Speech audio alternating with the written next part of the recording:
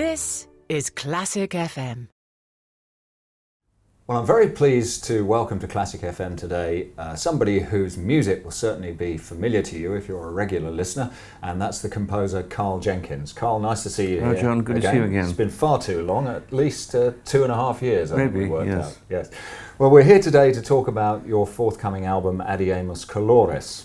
Now, the first thing I'd like to ask you is about the provenance of the idea, because it's something to do with an area of Argentina, isn't it? Patagonia. Oh, in part, yes. It was an idea to write an album that drew from the earlier Adiemus concept, which had many elements in it, classically based, but using ethnic singing as opposed to Western European singing.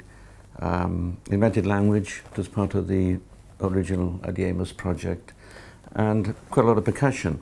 But this is kind of Adiemus meets Latin America.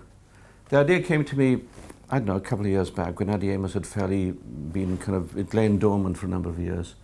And the idea was presented to Deutsche Grammophon when we got together, and they kind of loved the idea of it. And the South American, the physical connection, if you like, is to do with Patagonia, which is a place I've never been. But it's this kind of land in, it's an area of South America where 150 years ago a lot of Welsh settlers went there. And there's a huge Welsh tradition there, and people speak Welsh and Spanish. Tell us a bit more about the sound world, because as you say, it goes right back to 1995, doesn't it? The original Adiemus concept did, and it created a huge stir in kind of musical circles. I've always resisted categorization, always in music. I've been thoroughly trained with music degrees from University of Wales and Royal Academy of Music, and was thoroughly grounded in that world, learning the craft of orchestration, counterpoint, harmony, fugue, all the kind of tenets of that kind of music, really. But as a teenager, I fell in love with jazz music, and it became a passion with me. And it's something I've followed through all my life, really, the improvisation of jazz and the vitality. And jazz always remained tonal all through developments in music. Jazz developed, of course, but it always remained tonal music. It never became atonal. There was a period of free jazz, but that didn't kind of last Very very interesting long. point. I'd never really thought about that. Yeah. So I've always been a bit of a musical tourist.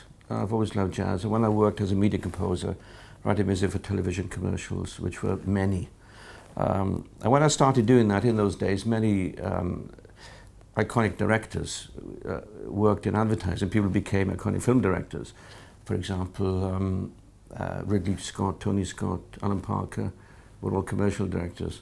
And also Hugh Hudson, who shot the initial commercial that the Adiemus, the first Adiemus track was used as a sound bed. So I've always kind of spread my wings in that sense, stylistically, but with a kind of watchword of quality is always important, and integrity is another thing that's always been important to me. It's got to sound as though it's meant, and sound as though the overall concept and sound of whatever project I'm working on comes from one place, and doesn't sound as though it's like one artificially bolted onto something else, you know, like I don't know, hooked on classics, if you like, which they take a symphony and put a drum beat to it, yes. which is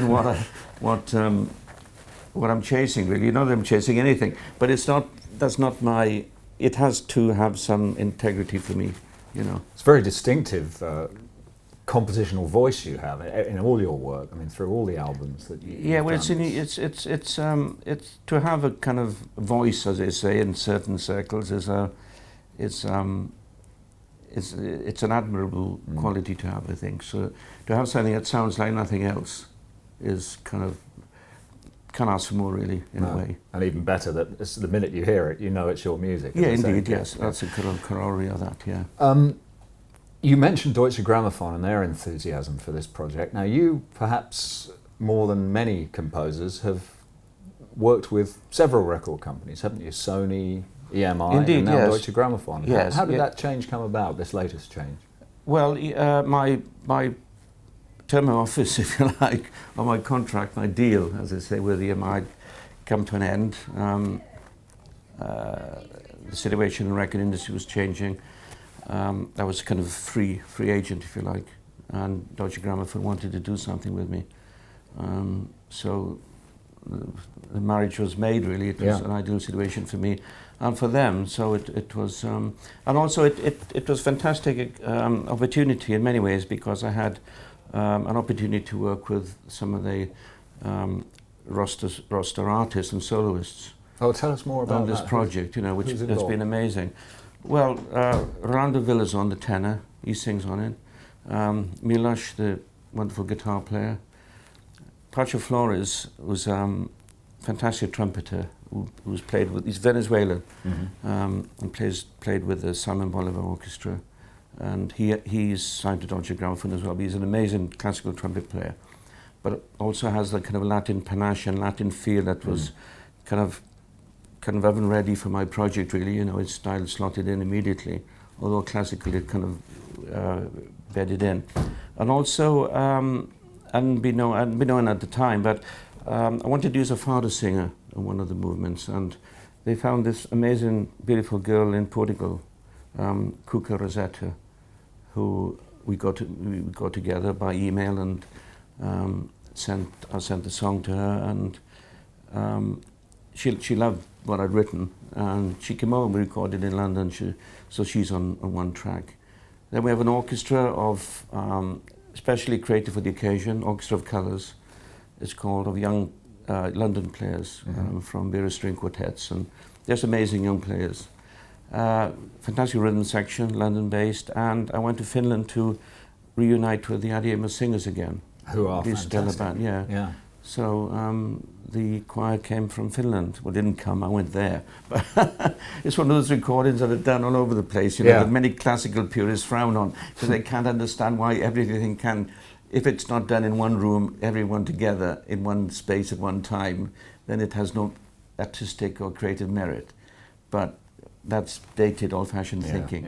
Well, I've already played one of the tracks from Adiemus Colores on the chart show as a preview, so, and I'm sure it will be in the chart very soon after release. Yeah, it's an amazing project, purely from my perspective, but the people who have come to it and enthused about it, all these celebrated artists, you know, it's been a joy. And the concept, the Colores concept, because each track is in Spanish, kind of red, blue, green, yellow, and what the colours reflect to me. So the music is my interpretation of those colours. Yeah. But with the Adiemus language, which is invented, it's an abstract interpretation, because the words in Adiemus mean nothing. It's just phonetic text. So it's using the voice as an instrument. So they're not singing about the colours. They making noises like scat singers in jazz, improvising. Well, Karl, we wish you all the very best with Adiemus Colores, and as I say, I look forward to playing more from it on the Classic FM Thanks, show. Sean. Thank you very much. Nice to see you here today. Thank you. Thank you very much.